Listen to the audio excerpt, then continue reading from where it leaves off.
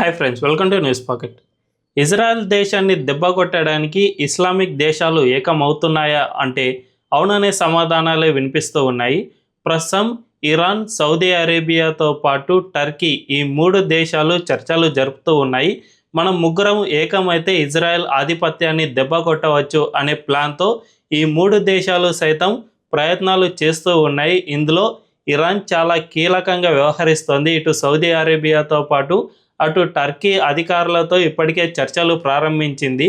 దీంతో ఇజ్రాయెల్ను దెబ్బకొట్టడానికి ఈ మూడు దేశాలు ఏకమైతే ఇజ్రాయెల్ ఆధిపత్యం ఏమైనా తగ్గుతుందా, లేదంటే ఇజ్రాయెల్ తన ఫైర్ పవర్తో లేదంటే తన ఆర్మీ బలంతో ఈ మూడు దేశాలను సైతం ఎదుర్కొని నిలబడుతుందా భవిష్యత్తులో అనే విషయాలను మనం ఈ వీడియోలో తెలుసుకుందాం. అంతకంటే ముందు ఈ ఛానల్ను రీసెంట్గానే స్టార్ట్ చేసాం. మాకు మీ సపోర్ట్ ఖచ్చితంగా కావాలి. ఈ ఛానల్ వెంటనే సబ్స్క్రైబ్ చేసుకోండి అని బెల్ ఐకాన్ క్లిక్ చేయడం అస్సలు మర్చిపోవద్దు.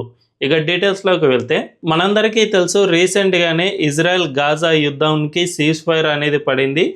2 ఏళ్లుగా కొనసాగిన ఈ యుద్ధానికి ఇప్పుడే తెరపడింది.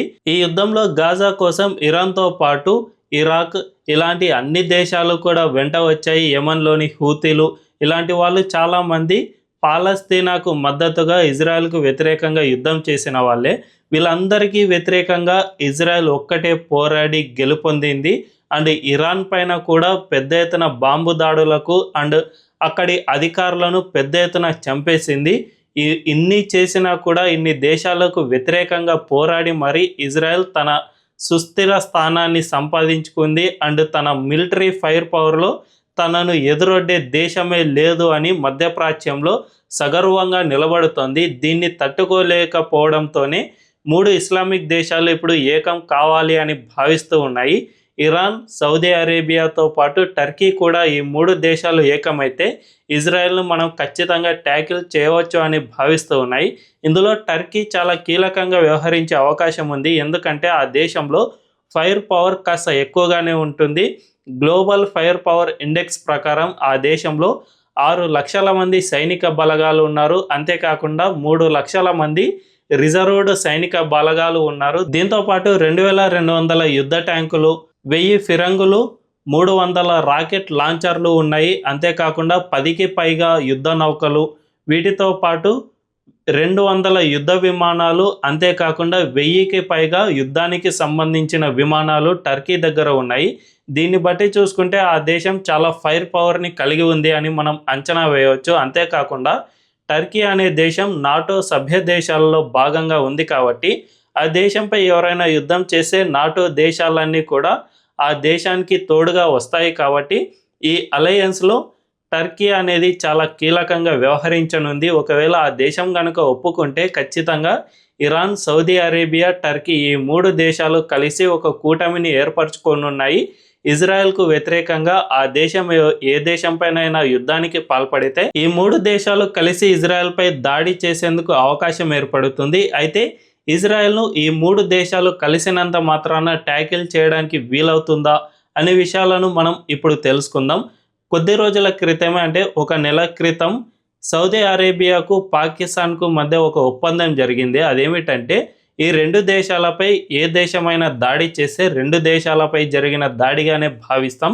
సో ఈ 2 దేశాలు కలిసి పోరాటం చేస్తాయి అని గతంలో ఒప్పందం జరిగింది. అంటే ఫర్ సపోజ్ సౌదీపై ఎవరైనా దాడి చేస్తే ఖచ్చితంగా అది పాకిస్తాన్పై సైతం చేసిన దాడిగానే భావించి పాకిస్తాన్ సైతం రంగంలోకి దిగుతుంది, యుద్ధంలోకి దిగుతుంది. కానీ సౌదీ మాత్రం రీసెంట్గా ఆఫ్ఘనిస్తాన్లో పాకిస్తాన్పై దాడి చేస్తే సౌదీ మాత్రం కనీసం కూడా రియాక్ట్ కాలేదు, పాకిస్తాన్కు తోడుగా రాలేదు. కాబట్టి ఈ 2 దేశాల మధ్య ఉన్న స్నేహబంధం అండ్ మిలిటరీ ఒప్పందం ఎంత మేరకు భవిష్యత్తులో నిలబడి ఉంటుంది అన్నది సందేహంగా మారుతుంది. సో ఈ 3 దేశాలు కలిసినంత మాత్రాన పాకిస్తాన్ భవిష్యత్తులో వీళ్లకు తోడుగా వస్తుంది, ఎంతవరకు తోడుగా వస్తుంది అనేది సందేహంగా మారింది.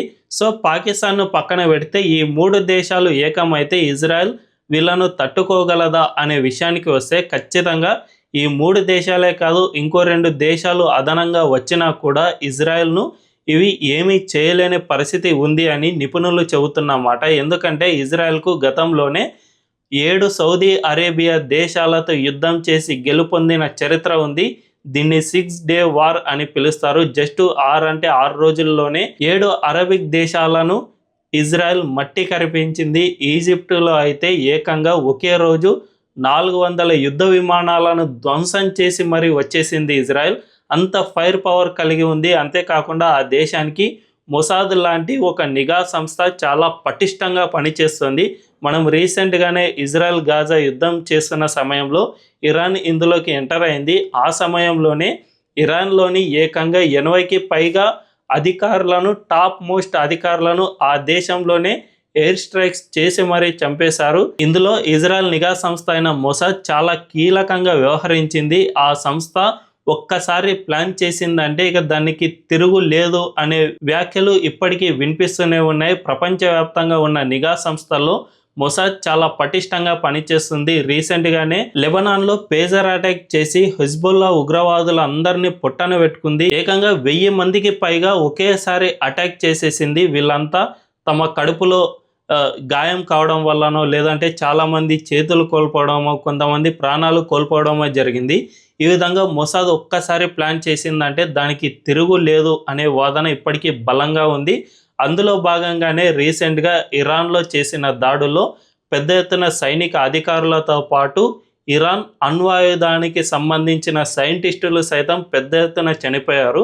సో ఈ విధంగా అటు సైనిక బలగాలు మాత్రమే యుద్ధం చేయడం కాకుండా ఇజ్రాయెల్ నిఘా సంస్థ అయిన మొసాద్ చాలా కీ రోల్ ప్లే చేస్తూ ఉంటుంది. అవతలి దేశాన్ని ఏ విధంగా దెబ్బగొట్టాలి, తమ దగ్గర ఫైర్ పవర్ చాలా తక్కువగానే ఉన్నా కూడా దాంతో ఏ విధంగా దెబ్బగొట్టాలి అనే దాన్ని ప్లాన్ చేయడంలో మొసాద్ చాలా కీలకంగా వ్యవహరిస్తుంది. అంతేకాకుండా గతంలో సౌదీ అరేబియా, ఈజిప్టు ఇలాంటి ఎన్నో దేశాలతో ఇజ్రాయెల్ యుద్ధం చేసింది కాబట్టి ఆ దేశాలను ఓడించడం ఎలాగో ఇజ్రాయెల్కు చాలా పటిష్టంగా తెలుసు. ఈ దేశం అనుకుంటే కనుక టర్కీ, సౌదీ అండ్ ఇరాన్ ఈ 3 దేశాలు కలిసినా కూడా ఏమీ చేయలేవు అని స్పష్టంగా అర్థమవుతుంది. ఒకవేళ టర్కీ నాటో దేశం కాబట్టి నాటో బలగాలు కూడా రంగంలోకి దిగుతాయా అనే అనుమానం ఇక్కడ ఎట్టి పరిస్థితుల్లోనూ అక్కర్లేదు. ఎందుకంటే ఇజ్రాయెల్కు అమెరికా మద్దతు చాలా మెండుగా ఉంది. ట్రంప్ అయినా అటు బైడెన్ అయినా కూడా ఇటు నెతన్యాహుకే సపోర్ట్ చేస్తారు కాబట్టి ఒకవేళ టర్కీపై భవిష్యత్తులో దాడి జరిగినా కూడా నాటో దేశాలు టర్కీ మాట విని రంగంలోకి దిగే ఆస్కారం ఎట్టి పరిస్థితుల్లోనూ లేవు. నెతన్యాహుకు అమెరికాతో ఉన్న సత్సంబంధాలతో నాటో దేశాలు ఎక్కువగా అమెరికా మాటే వింటాయి కాబట్టి టర్కీకి తోడు వచ్చే అవకాశం ఎట్టి పరిస్థితుల్లో లేవు.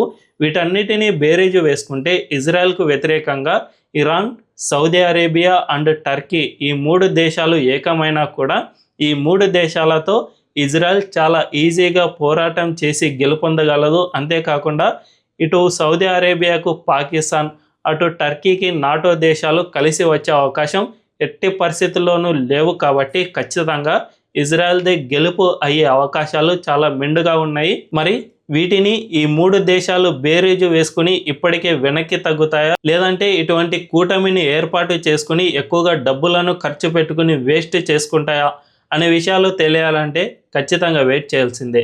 ఈ వీడియో కనుక మీకు నచ్చినట్లయితే ఖచ్చితంగా మా ఛానల్ను సబ్స్క్రైబ్ చేసుకోండి అండ్ బెల్ ఐకాన్ను క్లిక్ చేయడం అస్సలు మర్చిపోవద్దు. Thank you.